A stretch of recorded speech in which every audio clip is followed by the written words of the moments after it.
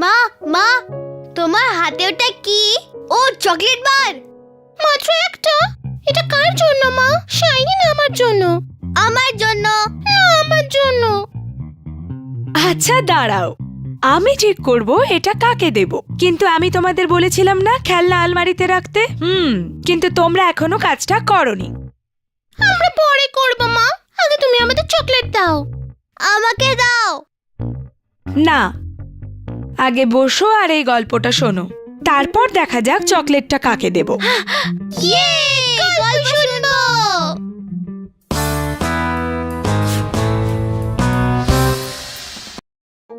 অনেক দিন আগেকার কথা।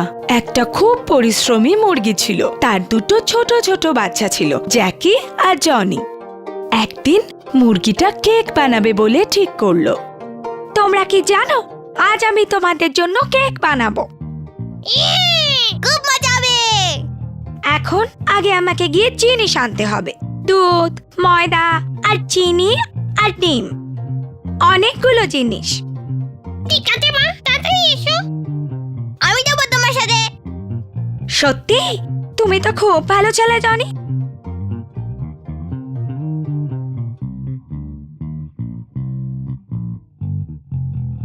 ও কি ভারী। জনি, ব্যাগটা ওখানে রাখো আর ডিমগুলো ফ্রিজে রাখো। মা, তুমি এসে গেছো? কেক কি তৈরি হয়ে গেছে মা? না বাবা জ্যাকি, এবার আমাকে এগুলো একসাথে মেশাতে হবে। আমার এর জন্য অনেক কিছু চাই। একটু তাড়াতাড়ি করো না মা, আর তো তোর সইছে না। আমি এক এক করে তোমাকে সব জিনিস দিয়ে দিচ্ছি মা। বলো আগে কি দেব?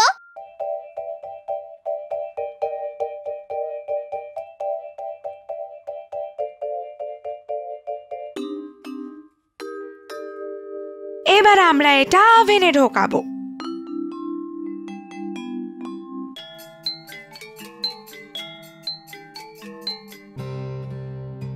এবার এটা হয়ে গেছে।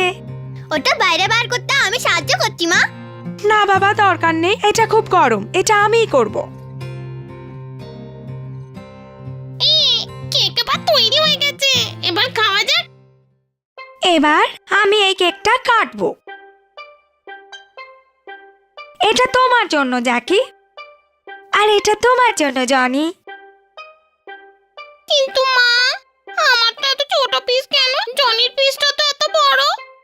হ্যাঁ, তা তো হবেই জ্যাকি, যারা পরিশ্রম করে পুরস্কার তো সব সময় তারাই পায়।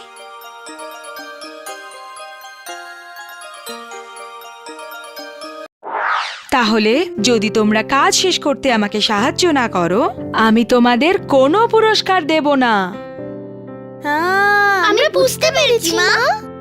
আমি খুব শিগগির রুমটা পরিষ্কার করে দেব। আর আমিও। আর তারপর তোমরা তোমাদের পুরস্কার পাবে।